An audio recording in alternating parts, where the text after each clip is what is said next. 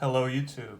I'm going to follow up the last video with the actual workflow that it will take to package the cards that are going out today. So I'll show you everything that I do to protect cards that are going to be going in transit to somebody else somewhere in the world. These are going out to somebody in Singapore. So first, I use one of these, I don't know, fabric, non-stick, get dust off things, cloths, to clean the card. Then I grab a team bag that is sized for a PSA card. Try to not put my fingerprints on the actual card. I try to just grab it by the sides. Slide the card into a team bag, seal it, boom. Then, to protect it, because I had one time an issue with the buyer, and the card the slab got broken. It was a PSA 10 Gold Star Umbreon from 25th Anniversary Collection, and it was in mint condition when it left, and it was a cracked slab by the time it got to the buyer. Probably got dropped and run over by one of the trucks, USPS trucks. So you just don't know what's going to happen to these cards. So I've learned to add a little bit extra protection.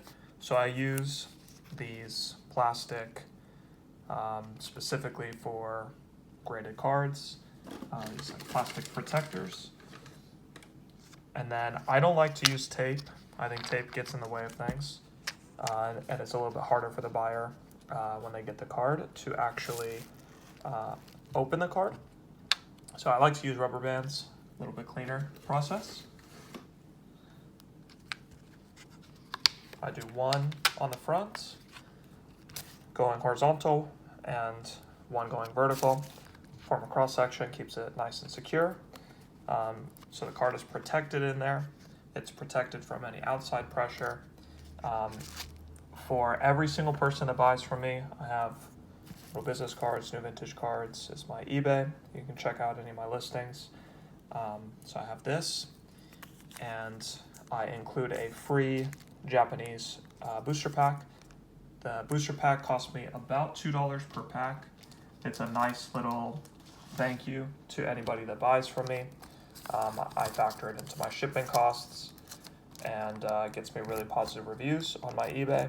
It makes the experience for the buyer a lot more enjoyable, and a nice little bonus. I think it's just good standard practice if you're going to do this, to try to give the buyer the best experience, because they're going out of their way to buy a product from you. So I feel like it's your job as the seller, my job as the seller, to give them the most satisfying experience they can have, and I think a little freebie goes a long way in doing that. Then I have a sheet of bubble wrap, and I fold my card over, protect it in the bubble wrap. I get my packing tape, which is over here. Just standard Scotch packing tape. I break off a little piece, and I close the center, so that's not going anywhere. Then to fold the sides in, one more piece. Then I fold my side, and I tape it down. Fold my side, tape it down,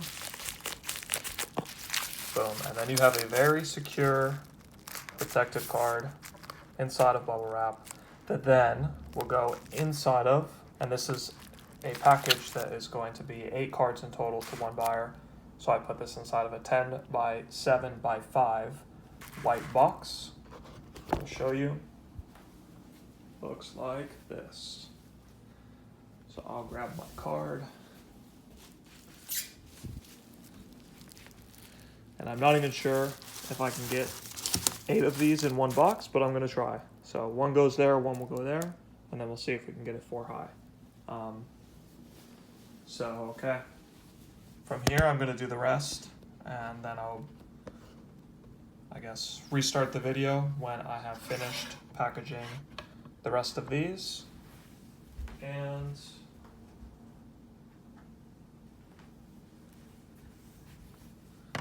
the EVs. So this is 8 cards going to 1 buyer. Number 2, complete. Number 3, complete. Number 4, complete.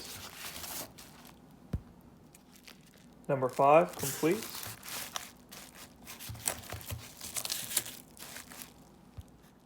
Number 6, complete. And it looks like we'll have space for all 8. Number 7, complete. And number 8, final one, complete. And the box will close. Fantastic.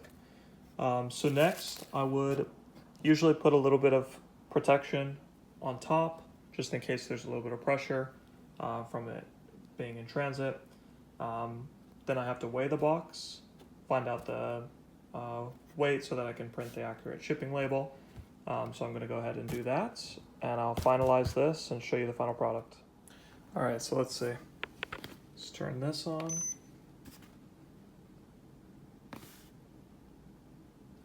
Zero it out. Put our box on. Find out our weight. It is 1 pound, 10 ounces.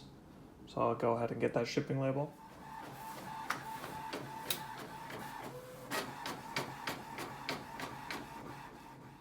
And that is our final finished product. I use this sticky paper that you can peel off so that it makes the sticking the label process extremely simple. And that's it. I have my box ready to go. The materials that I needed to be able to complete this was this 10 by 7 by 5 white box, sticky paper for the label, bubble wrap for putting the cards into, rubber bands, these plastic protectors, one of my business cards, 1 free pack, and a little bit of packing tape. And that's it. It's pretty simple. Not much goes into the actual shipping experience other than a little bit of materials and a good amount of time and consistency. Okay, the other card going out today is this Poliwhirl, beautiful PSA 10, sold for $104 to a buyer in Texas. So for a single card, a little bit different, but basically the same. The entire middle portion is the exact same. The only difference is I use this brown box, which I will put together right now. It's very easy, pretty self-explanatory. The size is 8 by 6 by 2. The reason I like to use a box, again, same situation that caused me to start using boxes over bubble mailers, was that issue with the Umbreon Gold Star that I think probably got run over by a truck. And a box is just going to add a little bit of extra protection for a card. So I guess I'll just film this one. Very easy. Single card. We grab our sheets. Boom. Take our card. Take our little wipe. Clean it in case there's any little dust particles on it. Wipe the sides. We grab a team bag.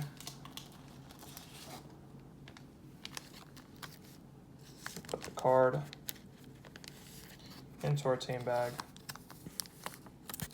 Boom.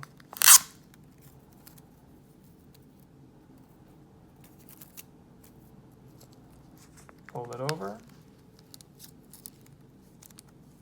nice and protected. Okay, then we grab our plastic protectors, place it over our card, rubber bands, place it around the side, rubber bands, top to bottom. Kind of just make sure the card is centered in there. Looks pretty good. Okay, onto our bubble wrap. Actually, take that back. Before we do bubble wrap, this is a single card, we grab our free pack, we grab our business card, we grab another team bag,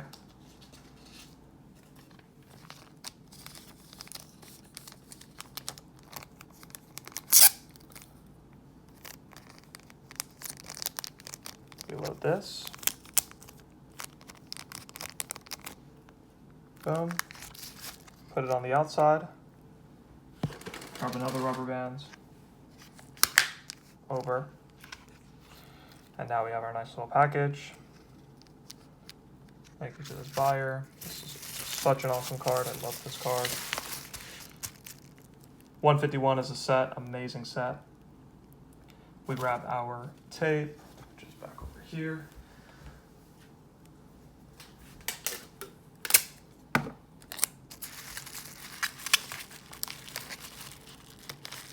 Boom, boom, boom.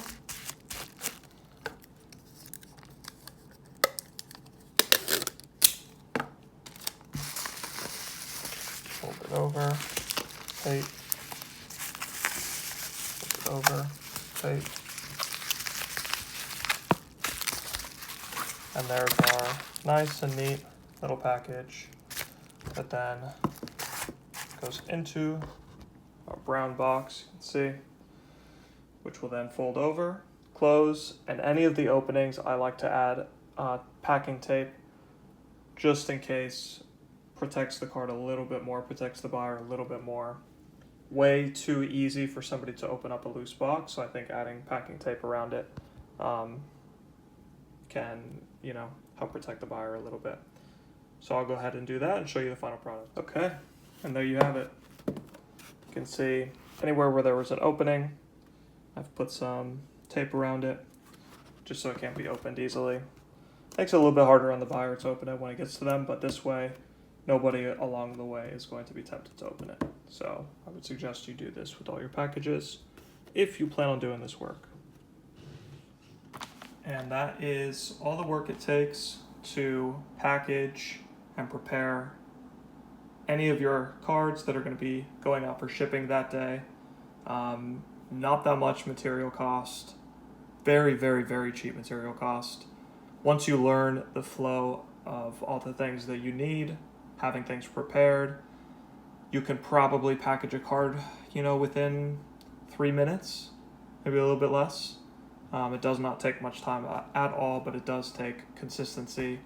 And, you know, if you want your buyers to have a really positive experience, I suggest any cards that you plan on sending, you know, send in a box that is also protected in bubble wrap, that is also protected in the plastic covers, that is also protected in a team bag. That almost guarantees a positive experience with any of your buyers, and then you don't have to deal with returns or something happening, you know, in transit. So I think I will leave that video here. The final chunk of work for today for myself, maybe I'll upload a third video today, is going to be listings. And I can show you that process, but for now this covers what it takes to actually package and prepare the cards for shipping. All right, thanks for watching. Please like and subscribe. I really want to grow this channel. I want to show the actual work that it takes to do this. I think it's a really, really fun business. I think Pokemon cards in general have been exploding recently and will probably continue to explode. So there's probably going to be more people that want to do this kind of work. And I just want to show the reality of it, the nitty gritty hard work that it takes to actually